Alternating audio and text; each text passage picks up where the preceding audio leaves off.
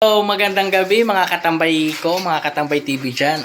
Ngayong gabi po ay tayo ay magtatry magluto ng sampalok na may asukal na tinunaw na asukal or minatamis na sampalok, guys.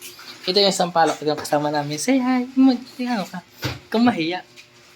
Ito, sampalok, guys. Kaunti lang siya kasi itatry lang po namin na magminatamis ng sampalok kung ako'y marunong. Yan, guys. Nag-init na kami ng kawali. Then, susunod ko po niyan ay ang sugar. Yan, guys. Panoodin nyo, guys, kung paano. Kung comment na lang kayo, guys, sa akin kung mali yung gawa ko. Para sa susunod na itama natin.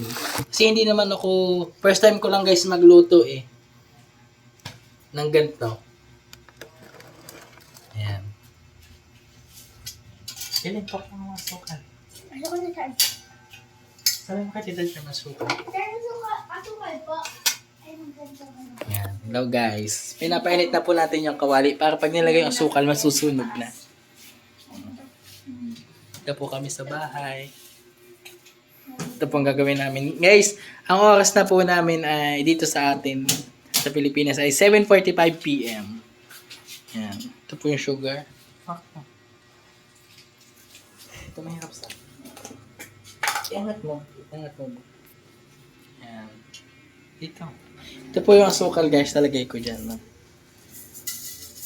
Magsusunog lang po tayo ng asukal.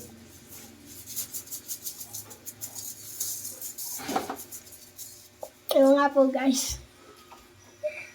Kailangan banayad lang yung apoy or mahina lang para hindi agad masunog po. Kaya unti-unti lang natutunaw. Yan, unti-unti nang natutunaw, guys, ang ating nilagay na sugar. Then, haluin natin yan. Yan, ganyan-ganyan lang, guys. Oh. Sa mahinang apoy lang po. Yan. Gagawin natin yung santan. Tutunawin, tapos ilalagay natin yung sampalok. Kaya try natin, guys, kung anong lasa.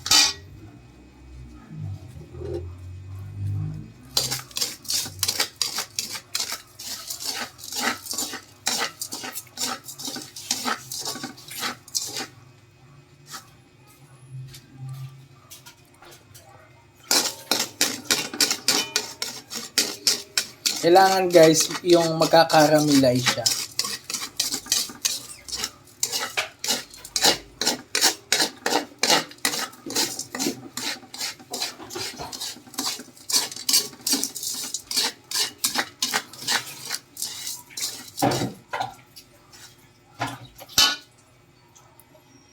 Guys, medyo matagal to kasi tutunawin pa po namin ang asukal sa mahinang apoy.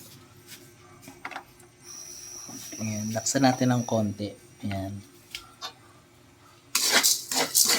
So, mga katambay, ito na po yung ating finished product na tinamisang sampalok. Ayan po. Oh. So, makikita nyo, guys, napakasarap po niyan. Matamis na medyo maasim.